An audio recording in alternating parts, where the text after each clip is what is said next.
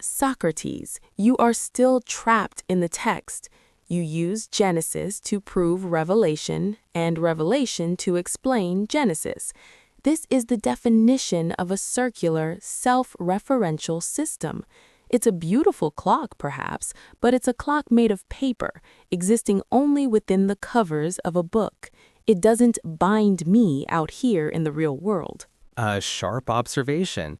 Tell me, if you find a blueprint for a bridge, and that blueprint says if you use this much steel, it will hold this much weight, is that a self-referential statement? Within the blueprint, yes. But if you follow the blueprint and build the bridge over a real canyon, and the steel holds exactly the weight predicted, was the blueprint closed, or was it an accurate description of the laws of gravity and tension that exist whether the blueprint was written or not?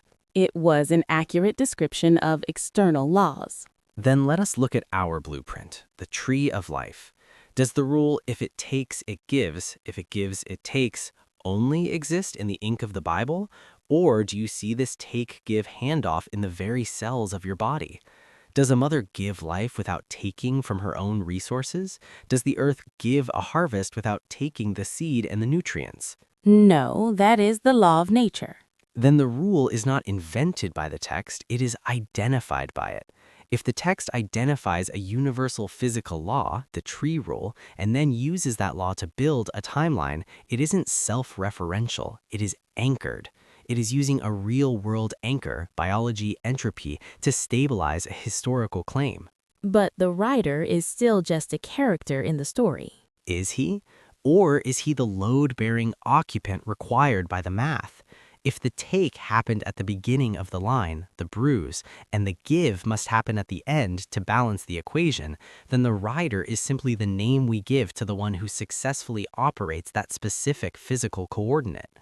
You say it is a closed narrative because you are still using the engine of faith. In that old engine, the story is everything, and facts are secondary.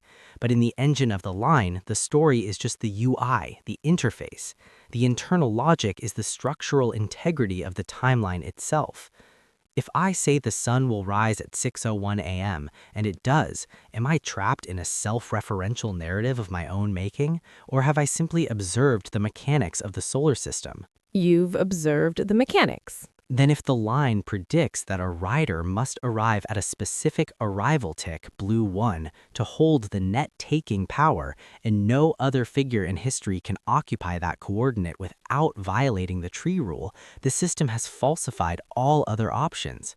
A closed narrative cannot exclude real-world rivals, but a structural mechanic can. If the writer shuts the door so that no one can open, he isn't doing it with magic words in a story. He is occupying the only valid mathematical space.